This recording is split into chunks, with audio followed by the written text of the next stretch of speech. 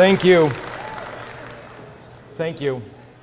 Mr. Chairman, Maine Republicans, thank you for being here today.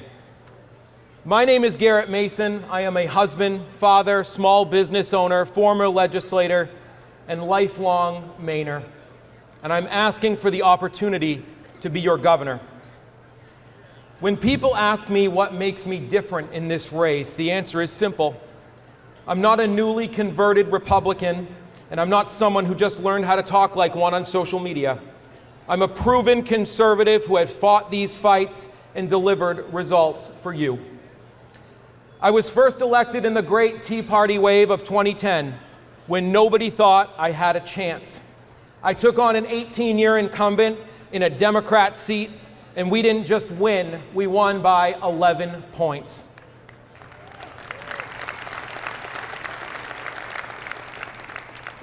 I ran to change things, and when we got to Augusta, we did. I'm the only candidate in this race who has actually lowered your taxes. Not talked about it, not posted about it, done it. We cut income taxes, and when we did, it was because we led and we convinced even Democrats that it was the best thing for Maine families.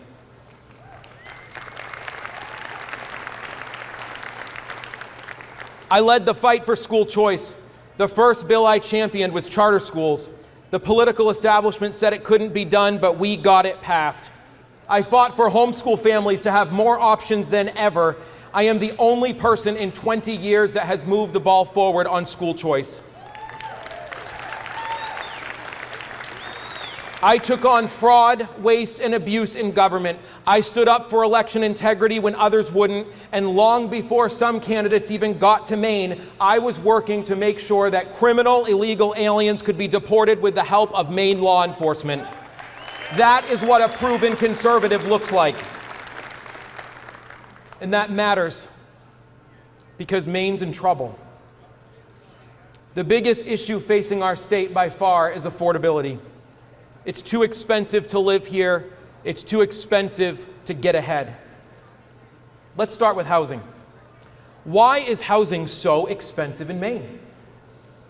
Well, because for 8 years, Democrats have made it harder to build, easier for outsiders to buy, and impossible for Maine families to start climbing the property ladder. And now, our government has watched as Chinese illegal grow operations buy up homes, destroy them with toxic chemicals, and take them off the market. Think about that. Homes that should be raising Maine kids are being turned into unlivable slums. That's not just a crime problem, that's a housing problem. Meanwhile, state government makes it harder to build by piling on regulations from where you build to how you build. Well, that ends when I'm governor. We're going to crack down on illegal operations. We're going to protect our communities, and we're going to make it clear that Maine housing is for Maine people, not foreign cartels.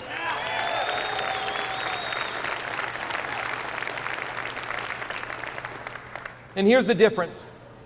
For those of you who did everything right, bought your home, locked in a low rate, I'm going to fight to let you take that mortgage with you or pass it on so you're not trapped, so families can move, and so Maine people can finally get ahead again.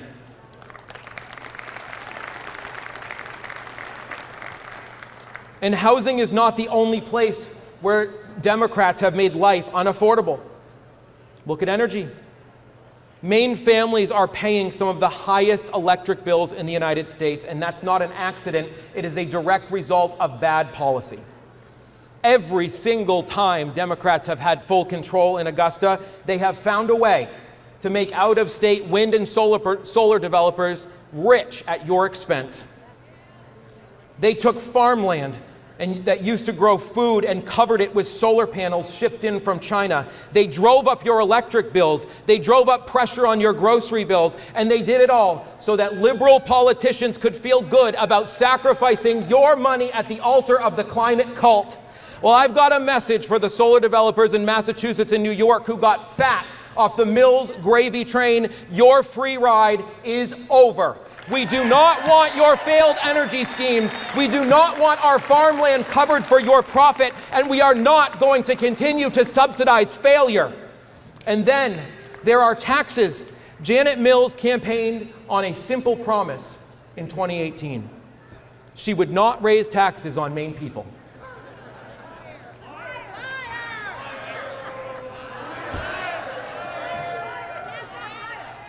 That promise didn't last. Over the last 8 years, Maine Democrats have found a way to tax just about everything. Let me tell you what that looks like in real life. A good friend of mine, Brian Langley, owned a restaurant in Ellsworth for more than 30 years. Every summer, he worked long hours, boiling lobsters, serving customers, missing time with his family, building something real from the ground up. A few weeks ago, he finally sold that business, and for one moment, after decades of work, he became a millionaire. And in that exact moment, the very same week, one time in his life, Janet Mills and the Democrats were there with a brand new tax. They called it a millionaire's tax. But Brian isn't a Wall Street investor. He's not a hedge fund manager. He's a small business owner who worked his whole life, and when he finally reached the finish line, the state moved the goalposts. Maine Democrats have never found a tax they don't like, and it doesn't stop with income tax. Streaming tax, cable tax, personal property tax, tobacco tax, paint tax, franchise tax, hospital tax. If there is a way to take money from you, they have found it in the last 8 years. And while they've been taking more from you, they've been spending more than ever before. But where has this money been spent? Well, it's been spent at places like the Office of New Americans and the Office of Policy, Innovation, and the Future. Sounds good, doesn't it? These are bureaucracies that expand government and give opportunity to foreign migrants, criminal NGOs, and Hannah Pingree.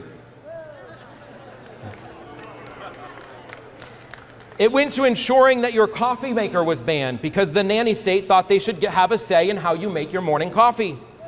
It went to political handouts for failed U.S. Senate candidates, last-minute budgets, and election years giveaways that cost hundreds of millions of dollars. And every single bit of that excess is being carried on your back while Democrats in Augusta act like no bill is ever coming due. Well, the bill is due, and you're paying it every single day. When I take office, I will walk in with the experience to identify waste and cut every dollar of excess spending. You will not keep paying for able-bodied adults to sit on the couch while working families struggle to make ends meet. You will not continue to pay the health care costs of people in this country who are here illegally while Maine citizens wait, pay more, get less, and get sick. You will not keep paying for schools to push radical gender ideology on your children. And let me be very clear about something. These cuts will not come at the expense of people who truly need help. I am not talking about blindly gutting the budget. I'm not talking about taking an axe to services for veterans, the elderly, and children. That is what inexperienced people talk like when they have never actually had to govern. I know the difference between waste and need. I know the difference between dependency and dignity. And I know the difference between a government program that helps people get back on their feet and one that traps them there for political gain. My budget will not abandon the vulnerable.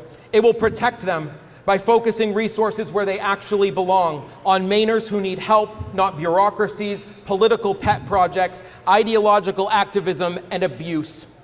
And most important of all, it will rescue the abandoned, neglected, and forgotten children of Maine who have died at record levels after contact with Janet Mills' DHHS.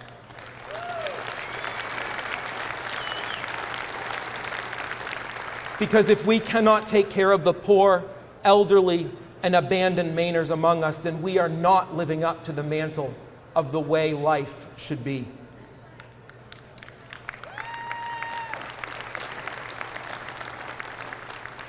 And all of this connects to one more issue the political class has failed to address: crime. Crime is not separate from affordability. It is not separate from housing. It is not separate from public trust. When illegal grow operations destroy homes, that is a crime. When fraud drains public programs, that is a crime. And when weak leadership lets lawlessness spread and expects taxpayers to ignore it and just step over the needles, that is crime.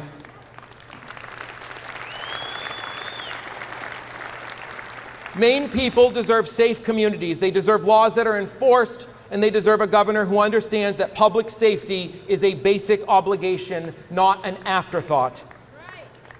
We are going to crack down on illegal operations. We are going to stand with law enforcement. We are going to protect our communities, and we are going to make it clear that in Maine, law-abiding citizens come first.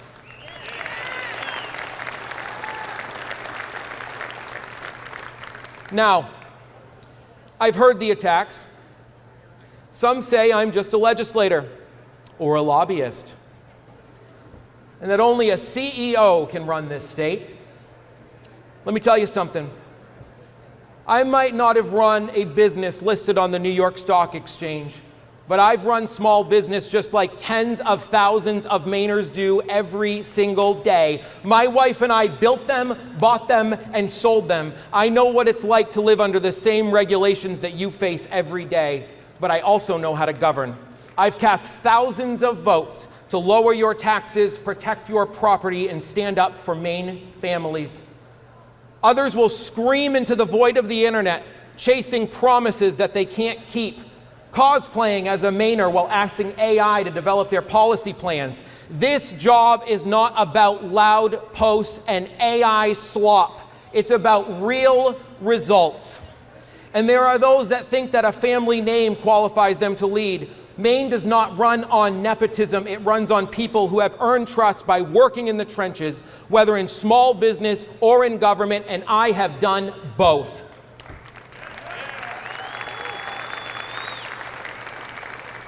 We do not have time for consultants to offer on-the-job training. We don't have time for someone to figure it out.